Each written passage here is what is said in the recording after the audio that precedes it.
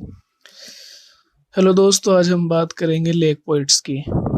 Basically lake के माने आते हैं झील के। तो रोमांटिक पोइट्री में जैसे कि हम जानते हैं, जो उनकी बहुत ही फेमस कैरेक्टरिस्टिक है वो है कि लव फॉर नेचर, के लोग जो है नेचर से लव किया करते थे। यहाँ तक के जो सबसे बड़े पोएट हैं रोमांटिक एज के, विलियम वर्ड्सवर्थ, उन्होंने तो सब कुछ नेचर को ही माना है। तो ये लोग जो हैं, जैसे कि दो एज मानी जाती है रोमांटिक पीरियड में, एक तो ओल्ड एज के पोएट हैं और दूसरा जो उनकी यंग एज है उसके पोएट अलग हैं। तो बेसिकली जो लेक पोएट के जो शायर हैं वो ओल्ड एज के माने जाते हैं, उन्होंने ही इसको शुरू किया था। और ये जो लेक है ये बेसिकली एक सिटी है जो कि इंग्लैंड में है, और ये पहाड़ों से और जंगल से और जो झील है उनसे घिरी हुई है। तो विलियम वर्ड्सवर्थ, ये तीन शायर ऐसे हैं जो कि वहां पर रहा करते थे। विलियम वर्ड्सवर्थ हैं, एस.टी. कोलरिज हैं, रॉबर्ट सदे, ये तीनों पोएट हैं जो कि वहां पर जाकर रहने लग गए थे। और आज भी इनके जो घर हैं, इनके जो मकान है वहां पर बने हुए हैं। बहुत सारे विजिटर्स ऐसे जो कि इनके घरों को आज भी वहां पर विजिट करते हैं। आप यूट्यूब पर देख सकते हैं कि इनके घर वहां पर आज भी बने हुए हैं। तो लेक पोएट्स बेसिकली तीन ही हैं, जैसे कि विलियम वर्ड्सवर्थ हैं, एस.टी. कोलरिज और रॉबर्ट सदे हैं। ये ही बेसिकली लेक पोएट मानते हैं। और यहाँ पर कह रहे हैं कि इनको लेक पोएट इसलिए कहा जाता है क्योंकि एक डिस्ट्रिक्ट है जिसको हम लेक कहते हैं, और ये कम्बरलैंड और वेस्टमोरलैंड ये भी जगह है जो कि वहां पर उसी सिटी के आसपास के इलाके हैं, कम्बरलैंड और वेस्टमोरलैंड। तो इनको भी आपको याद रखना है, बेसिकली लेक याद रखना है, लेकिन ये जगह भी उसी के आसपास आती हैं और इन्हीं तीन जगहों पर इनके घर बने हुए हैं।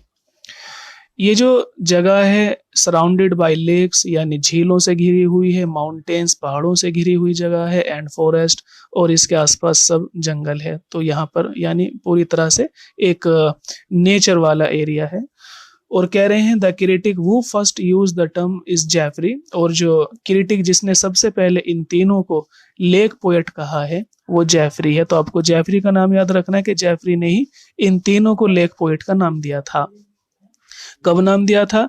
जबकि वो एस.टी. कोलरिज की बायोग्राफी या लिटरेरिया को रिव्यू कर रहे थे। तो उस समय ही उन्होंने इनको लेक पोएट का नाम दिया है। और 1817 में जो एडिनबर्ग रिव्यू जो मैगजीन उस समय निकला करती थी, तो उस मैगजीन ने भी इनको लेक पोएट का नाम दिया है। तो सबसे पहले जेफरी ने नाम दिया, और फिर मैगजीन में जब 1817 में ये नाम आया, इन तीनों का लेक पोएट के नाम से जाने जाने लगे। और फिर उसके बाद में जो यंग रोमांटिक पोएट हैं, जैसे कि शैली हैं, जॉन कीट्स हैं, और चार्ल्स लैम्ब हैं, और मैरी लैम्ब है, ये जो यंग रोमांटिक पोएट हैं, इन्होंने भी इन अपने जो ओल्ड रोमांटिक पोएट हैं, जैसे कि William Wordsworth, S T. Coleridge, Robert Southey, इनको ही फॉलो किया। तो इसलिए ये जो चार्ल्स लैम्ब है, Hartley Coleridge, Dorothy Wordsworth, Mary Lamb, Thomas De Quincey, ये डायरेक्ट तो लेक पोएट्स नहीं है, बल्कि इन्होंने इन तीनों को फॉलो किया। इसीलिए ये भी जो यंग रोमांटिक पोएट हैं, इनको भी हम मानते हैं कि इन्होंने भी वही कैरेक्टरिस्टिक अपनाई, वही विशेषता इनकी शायरी में देखी गई हैं जो कि इनकी शायरी में देखी जाती हैं। ठीक है, तो कह रहे हैं कि जितने भी लेक पोएट्स हैं सारे के सारे रोमांटिक मोमेंट को ही बिलोंग करते हैं। यानी ये 19th सेंचुरी में जो एक रोमांटिक मोमेंट चली आ रही थी, तो उसी को ये सब लोग बिलोंग करते हैं।